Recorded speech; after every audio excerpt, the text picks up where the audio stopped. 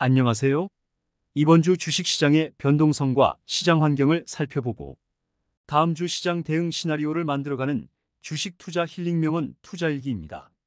먼저 이번 주 미국 시장과 지수 변동 상황을 살펴보면 시장 지수는 미국 국채 금리 상승에 따른 부담으로 확실한 방향성이 없이 혼조세를 이어간 한 주였습니다.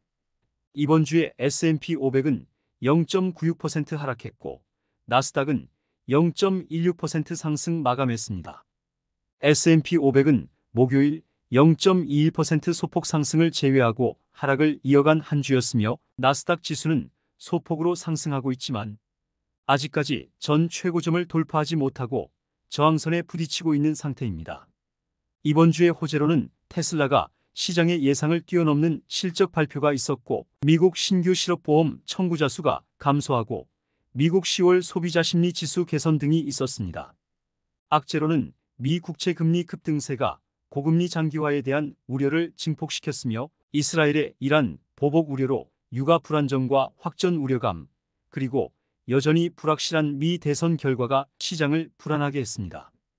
개인적인 의견으로 시장을 바라보는 이번 주 투자 심리는 미 대선이 10일 정도 남아있지만 불확실한 결과에 따른 방향성 부재로 호재가 호재로 작용하지 못하는 불안한 시장 분위기라고 생각합니다. 투자자들의 심리를 나타내는 공포와 탐욕 지수는 지난주에 극한 탐욕 구간의 경계까지 올라간 후 이번 주에는 59로 내려왔지만 여전히 이번 주에도 탐욕 구간에서 움직이고 있습니다. 지금의 탐욕 지수 범위에서는 개인적으로 여전히 관망해야 하는 단계라고 생각합니다. 차트를 통한 기술적 분석과 다음 주 시장 대응 방안 시나리오를 구상해 보면 나스닥 100 ETF QQQ의 일봉 차트는 지난주에 이어 상승형 삼각 패턴 안에서 지루하게 수렴하고 있는 모습입니다. 따라서 여전히 고점 추세선은 저항선이 되고 저점 추세선은 지지선이 되고 있습니다. 이번 주에도 지난주와 비슷한 모습으로 비록 소폭이지만 상승을 시도했으나 저항선인 고점 추세선에 부딪혀 하락한 후 20일 이동 평균선을 지지하면서 다시 상승하는 모습입니다. 만약 다음 주에 주가가 하락하여 저점 추세선인 486달러선 이하로 내려오면 보유 중인 TQQQ는 리밸런싱 차원에서 일부 매도 후 저가 매수 기회를 기다릴 계획입니다. 반면에 주가가 상승하여 저항선인 고점 추세선 502달러선을 돌파하고 상대적 강도지수 RSI 70을 돌파한다면 리밸런싱 차원에서 소량 부분 매도하여 현금을 확보할 계획이고 다음 주에도 고점 추세선과 저점 추세선 사이에서 진동하면 계속 관망할 계획입니다. 최근 약 3주간의 나스닥 지수는 박스권에서 소폭으로 움직이는 아주 지루한 장세였습니다. 주가가 이러한 박스권에 오랫동안 머물게 되면 투자자들은 지루함을 이기지 못하고 일시적으로 모멘텀이 강한 다른 종목을 찾아가거나 잘못된 선택을 할 가능성이 높아집니다. 그러나 주식 대가들은 지루하고 재미없는 시장을 견디는 투자자들이 큰 돈을 벌 수 있다고 강조하고 있습니다. 찰리 먼거는 장기적으로 뛰어난 투자 성적을 얻으려면 단기적으로 나쁜 성적을 견뎌내야 한다라고 했고 위기에 돈이 약한 자에게서 강한 자에게로 흐르는 것은 시장의 자명한 이치다. 따라서 단련된 투자자는 안달복달하지 않고 느긋하게 주식을 보유하는 성품을 길러야 한다. 라고 했습니다. 워런 버핏은 주식시장은 인내심 없는 사람의 돈을 인내심 있는 사람에게 이동시키는 도구이다라고 했습니다.